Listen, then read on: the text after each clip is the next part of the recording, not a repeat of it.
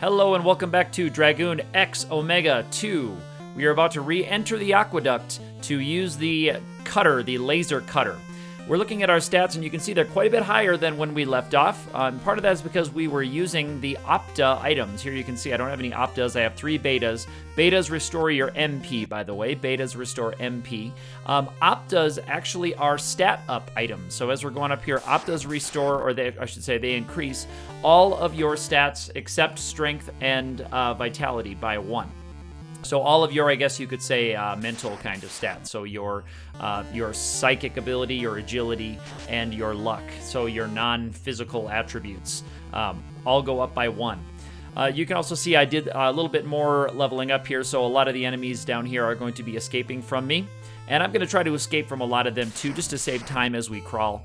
That was and remains a big issue in power leveling, in that a lot of these enemies have lower morale values, so that as I am grinding up my levels to make these crawls of dungeons a little bit smoother for recording process, so many more enemies are running from the battle, so it becomes harder to power level here. Although I imagine that tweak was done in order to make it a little bit easier to crawl some of these dungeons, where enemies who are more or less equal to you will have at least a slight chance to run away, to kind of help make things easier as you're crawling, because this is a rather difficult game in terms of enemy difficulty and resource management, as we'll see.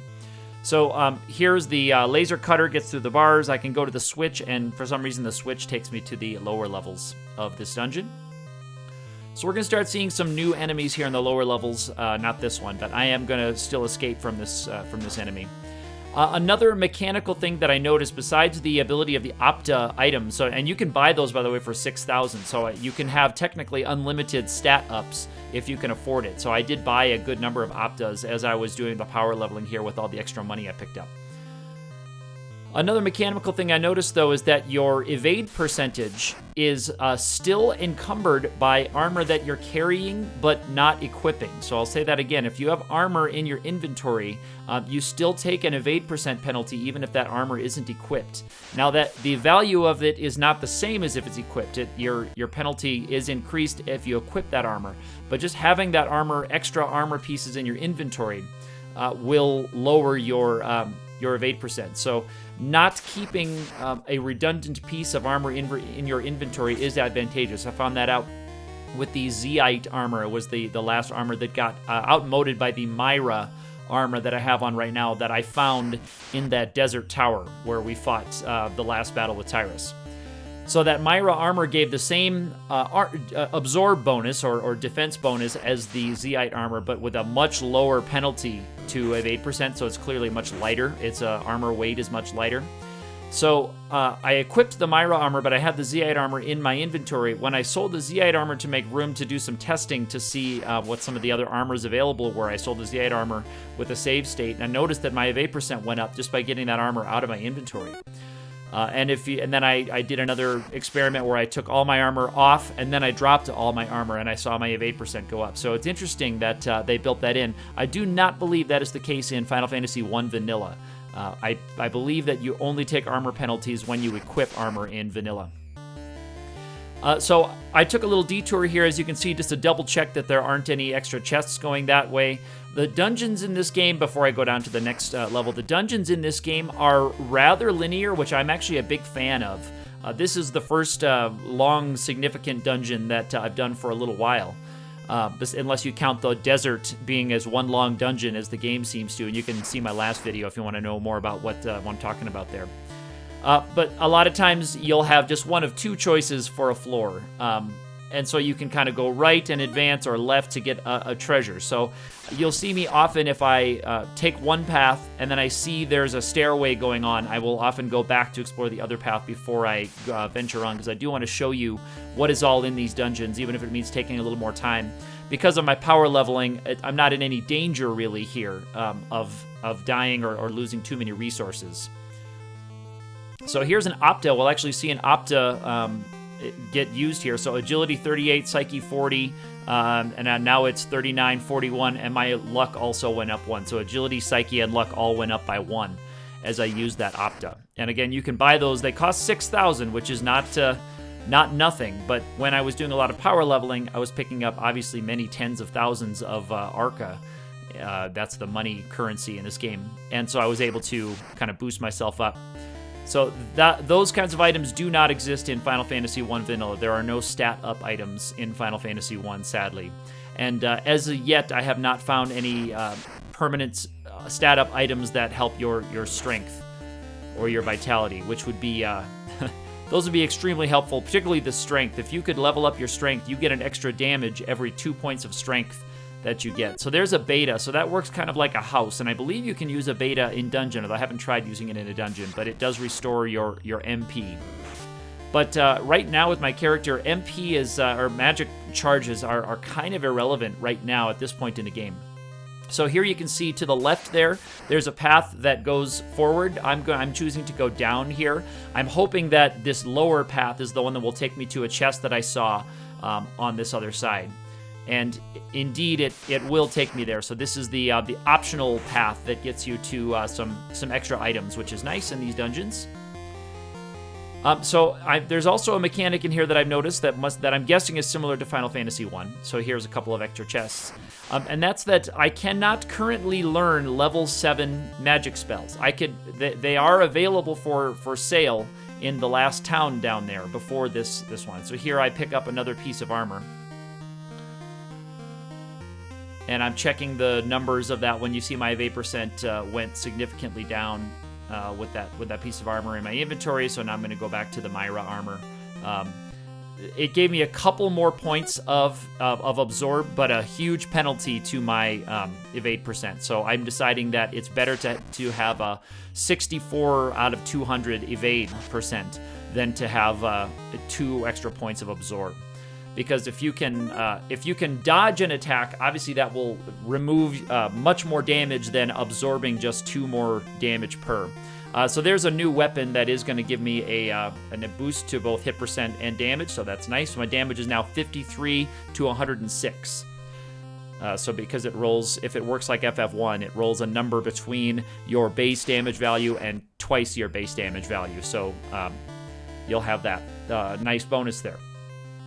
I'm also noticing that a lot of enemies aren't getting 2 hits, or at least it's not displaying 2 hits. So when you have that absorb value in Final Fantasy 1, it's nice when you fight enemies that get multiple hits because it takes that absorb out of each hit. It takes that absorb out of every hit that they do. So if most of their damage is built on multiplying hits, if you can subtract all that damage from each hit, you get a really nice bonus to how much damage you can absorb.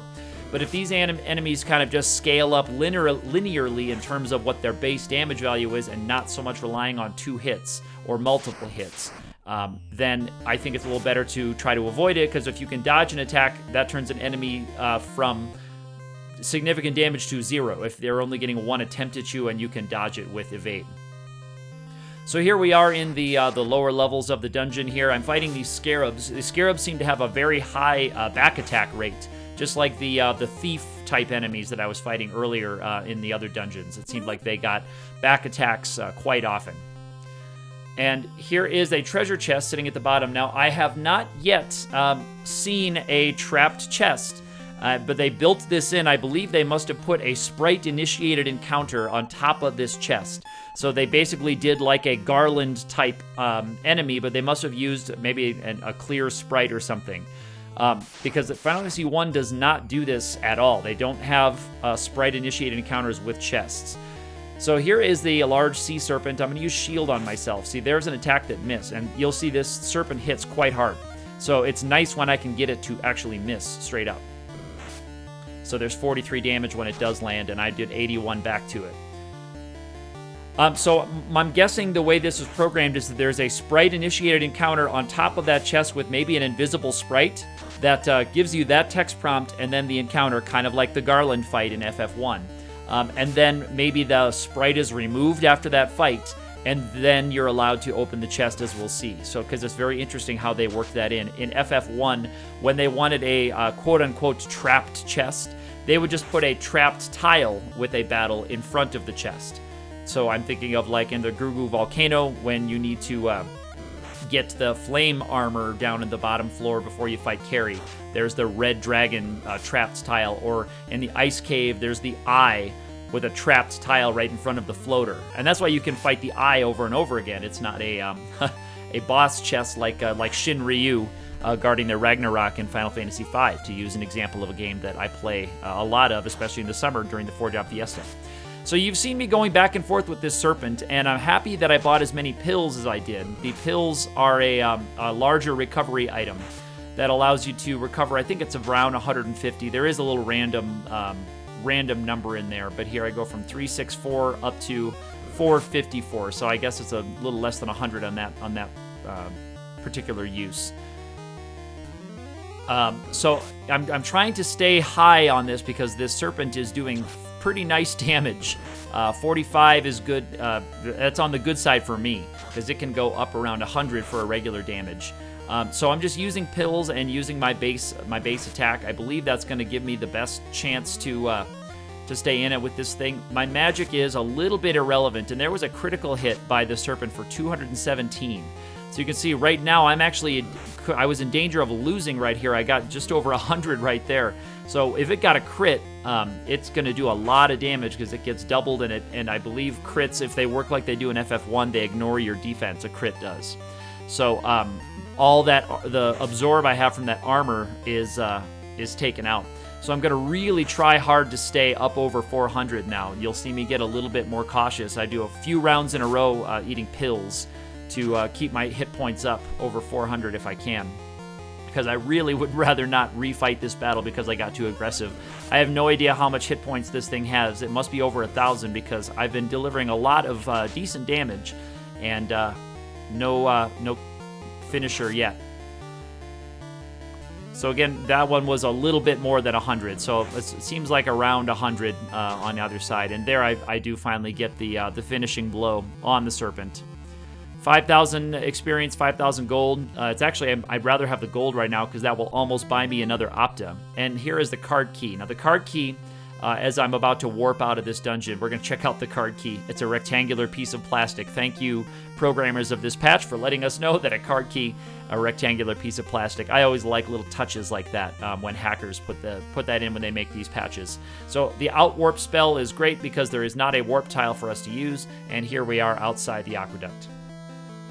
The card key is going to be used to get into the control room back in the mine that is run by those robots. That's going to let me control the Levitrain, or the Levicar. So I'll now have access to the Levicar after I get into that area, but that's going to be in the next video. So we are going to be heading back to that mine to see what awaits us in that mine. I don't know if it's going to be a long dungeon or if there's going to be a boss waiting for us, and then we will explore the rest of this larger continent. If you liked this video, feel free to push that thumbs up button. It always makes me happy. And what makes me even happier is leaving a comment either here or letting me know on Twitter, where I'm also active_ATE. Let me know if you have questions about this. I'll try to answer those if I can. Let me know what you think about the format of these videos, and I will see you next time as we go back to the control room in the mine.